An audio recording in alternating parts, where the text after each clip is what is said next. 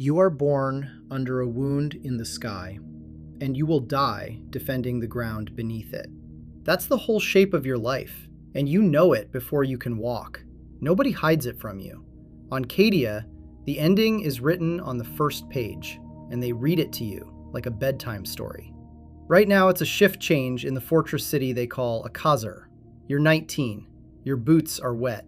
A siren tests itself somewhere and goes quiet. Above the rooftops, low on the horizon, stand the black pillars nobody ever explains, and past them, the violet stain that never sets. This is a normal day. Hold on to it. You will want it back.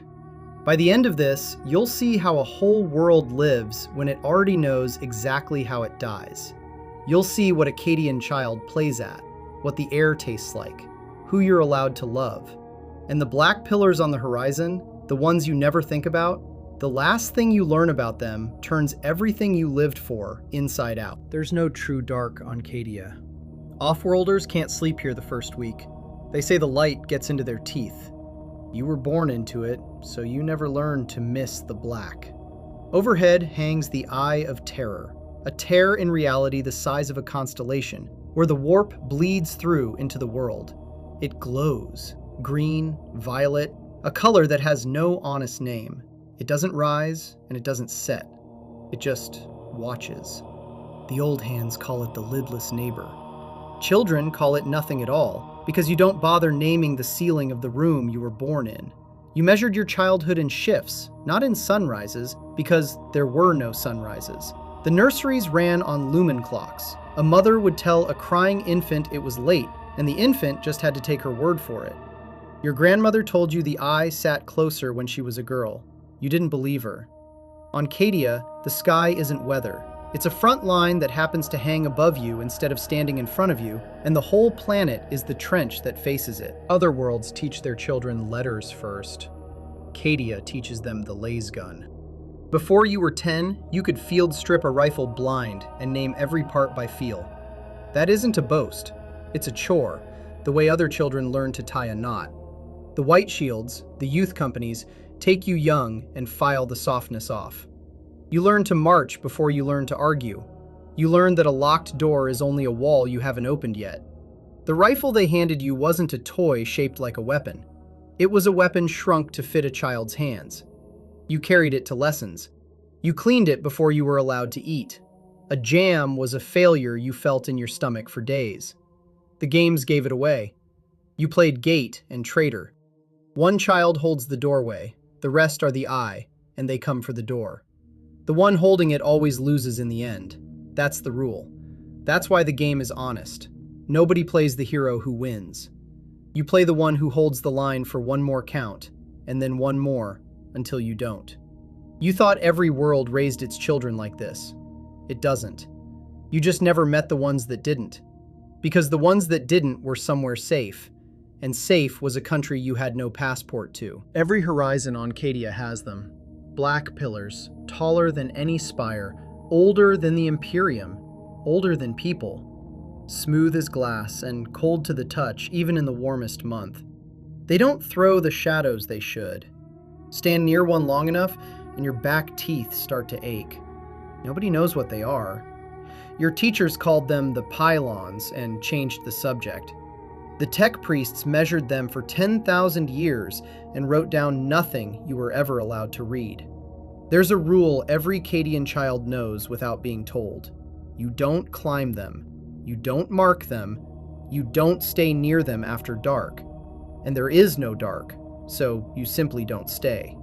Travelers swore the pillars made their instruments lie. Compasses spun. Vox sets filled with a sound like something breathing at the far end of the line. Cadians noticed none of it. The way you never hear your own heartbeat until a stranger puts a hand on your chest and points it out. They stood here before the first colonist landed. They will stand here, you assume, forever. They're furniture. They're the mountains you were born looking at.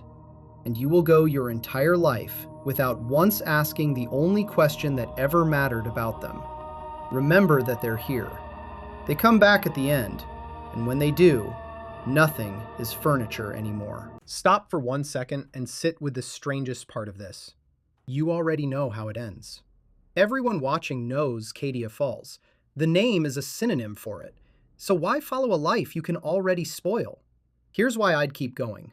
Because the people living it never got the spoiler. They woke up. They complained about the rain. They fell in love. They got bored. On the most doomed rock in the galaxy, they were bored.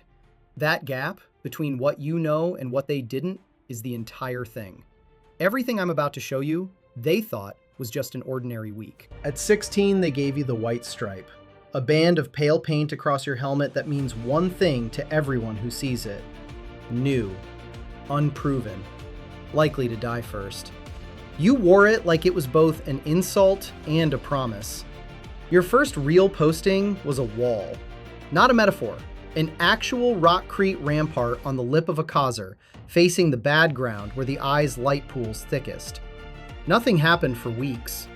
That's the part they never warn you about. The fear isn't the attack. The fear is the waiting, the standing. The way a veteran 3 meters down the line doesn't blink for an hour, and you slowly understand that he has done this 10,000 nights and will do it 10,000 more, and that this is not a story with an arc. It's a shift. You learned the weather of the wall. When the light thickened, something was coming. When the vermin fled the bad ground, something was already here. None of it was written in any manual. All of it lived in the way the old ones stood. An old sergeant handed you the only thing worth knowing. The wall doesn't need you brave, he said. It needs you there. Then he went back to watching nothing, which was his whole job, which was about to become yours. Here's what nobody films about a fortress world: the meals. Cadia doesn't grow enough to feed itself, because feeding itself was never Cadia's job. Grain comes in on tithe ships from softer worlds, milled to a gray flour that makes a flatbread you eat every day of your life until you stop tasting it entirely. Protein is vat-grown and faintly metallic. The water's been recycled so many times it has no flavor left at all, which becomes its own flavor once you've never had anything else. Children traded ration sweets like coins. A tin of real fruit, shipped in by some officer's family, could buy a week of favors in a schoolyard. You remember the taste of one, exactly one, and you have chased it your whole life and never found it again. And the air inside a kasr hums. Void shield generators throw a low note you feel in your sternum, a sound so constant that off-worlders go quietly mad from it and Cadians go quietly mad without it. It smells of ozone, wet rockcrete, gun oil, and the faint sweetness off the recyc vents.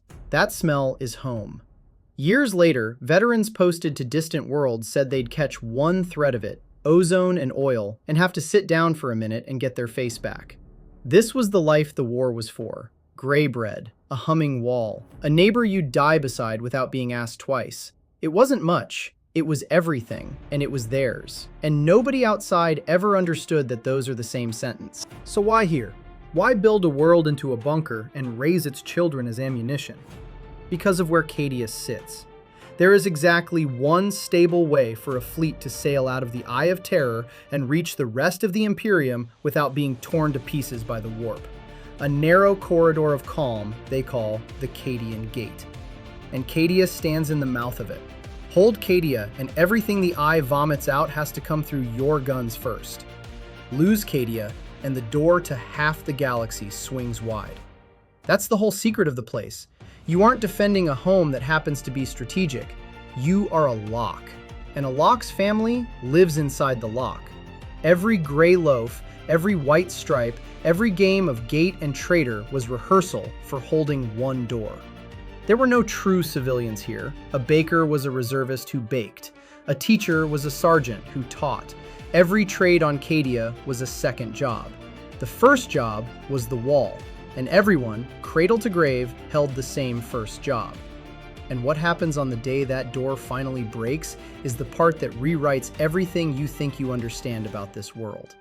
If you want to watch a planet die exactly on schedule and still catch everyone off guard, subscribe now, because the turn that's coming is the one people never forget. Not every threat arrives carrying a banner.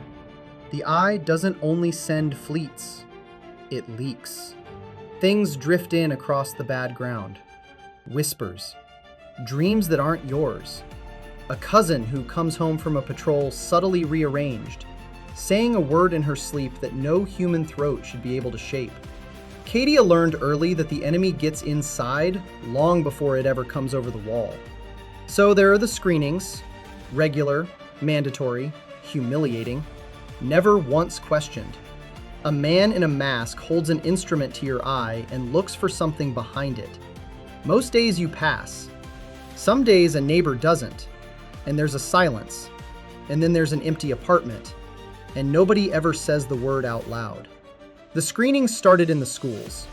A child learned to sit still and let the light shine into the eye, and to feel glad when the man in the mask finally moved on. You never resented it. Resentment was itself a thing they screened for. You grew up understanding that loyalty here isn't a feeling you have. It's a checkpoint you pass again and again, forever. Because the alternative is standing your watch beside something that's wearing your friend's face. That is the real cost of living next to the warp. Not death. Death is clean. It's the suspicion of everyone, including the face in the shaving mirror. There is love here. That surprises people, and it shouldn't. You marry young on Cadia, because everyone does everything young. The ceremony is short, there's a war on, there's always a war on, but the small things survive anyway. A week of saved rations spent on one shared meal that you both pretend is a feast. A dance in a barracks hall under lumen strips someone tinted warm on purpose to hide the violet leaking through the slit windows. Vows that don't bother mentioning forever, because on Cadia, forever is an insult you don't pay each other. The old couples were the strange ones. To grow old here meant 1,000 mornings you were never supposed to see. They held hands the way survivors do, quietly, as if the habit itself were contraband. And then a child, and the arithmetic starts over. You hold a newborn, and you already know the shape of its whole life. The white stripe, the wall, the door. You teach it to field strip a rifle, and you tell yourself you're handing it a gift. Because on Cadia, the rifle genuinely is the gift. It's the one thing that might buy it a single extra count. That's the cruelty nobody ever screams about. Not that Cadians died, that they were happy and raised children to be happy, right in the mouth of the thing that was always going to eat them all. Then there's the stand too. The siren doesn't test itself for fun. Several times a season, the whole kasr goes to the wall in the middle of a meal, a sleep, a wedding, and waits. Sometimes it's a drill. Sometimes it's a raid off the bad ground, and men are dead before the bread's gone cold on the table. You stop being able to tell the two apart, and that's the point. A Cadian who needs to be told it's real is already too slow to matter. You could read a kasr by its silences. The wrong quiet meant the vox had gone down. A too long quiet meant the officers already knew something you didn't. You slept in your boots more nights than not, and you called it rest. For most of the galaxy, war is an event. It arrives, it ends. There are long, gray years of nothing in between. For you, it was never an event. It was the climate. There was no peacetime. There was only the long inhale between one alarm and the next, and you learned to live your entire life inside that held breath. To love in it, eat in it, sleep in it. Always half listening for the note that means, stop pretending now, it's here. For thousands of years, the note came, and Cadia let the breath out and held it again. Thousands of years of holding. And then, one ordinary day, it didn't. You always assumed the end, if it ever came, would come down out of the sky. You were half right. When the last war came, it came biggest. The whole eye emptied at once. The largest fleet in 10,000 years, and at its head, the despoiler, Abaddon, who had thrown himself at this one door 12 times before and been broken 12 times. This was the 13th. But he had finally learned. He didn't only bring ships, he brought a way to touch the pillars, the black pylons, the furniture, the things no Cadian had ever once thought to be afraid of, because somebody had finally answered the only question that ever mattered, the question no child was allowed to ask. What are they for? They were a machine, A vast, quiet, planet-wide machine that had been holding the warp itself at bay, pinning the eye in place, keeping the storms off the gate since before there were any people here to guard it. The pillars you grew up beside, the ones you were told never to climb, were the single reason the sky above your entire life had held together at all. For 12 crusades the door had held because the machine held. Nobody on Cadia had ever known there was a machine. They thanked the Emperor for a mercy that was really just old stone doing its silent work. And Abaddon reached out and switched them off. And the eye came off its leash. Now the wall. The real one. The last one. The Vox screams, "Stand to!" You run. Your boots hit the rampart. Below you, the bad ground moves. They come in waves. Lasgun fire opens up down the firing line. A volley, then another. The recoil kicks your shoulder raw. Spent casings clatter at your feet. Muzzle flash strobes the violet dark. A bolter roars beside you. Shells crack overhead. Shrapnel hisses off the rockcrete. A breaching charge goes and the shockwave throws grit across your visor. Reload, sight, fire, reload. The line holds.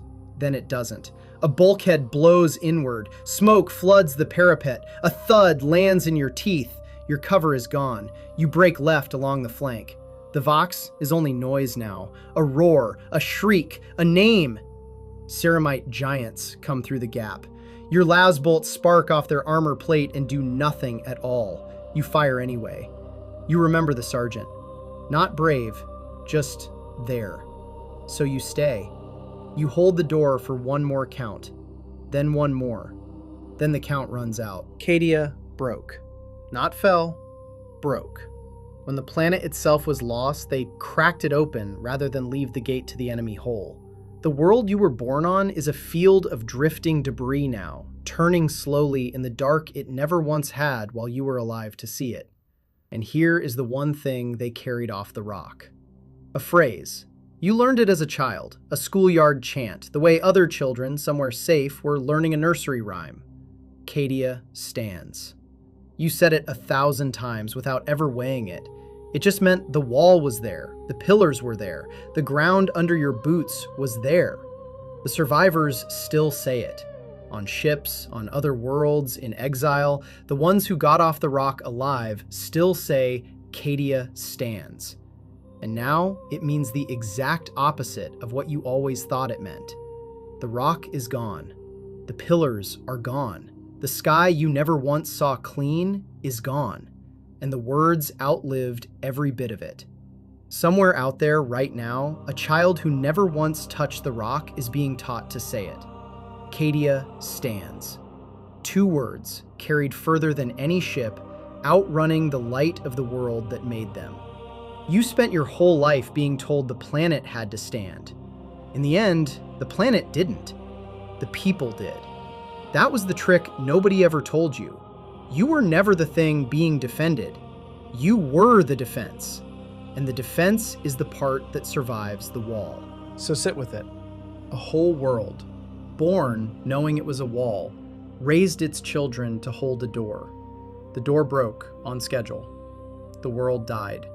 And the only thing that walked away alive was a sentence. Here's the question I honestly can't answer for you. Was Cadia a tragedy? Or was it the one honest place in the entire Imperium? The only world that never lied to its children about what they were for? Everyone else gets to pretend. Cadians never did. So tell me in the comments, if you knew the ending on the day you were born, would you still call that a curse? Or the only kind of freedom there is? And if you want to know what actually came through that door once it opened, the storms, the things that live inside the eye itself, that's the warp, and it's next. The ones burned alive to keep even a single light shining across all that dark. We'll get to them too. Subscribe and hold the line for one more count. Cadia stands.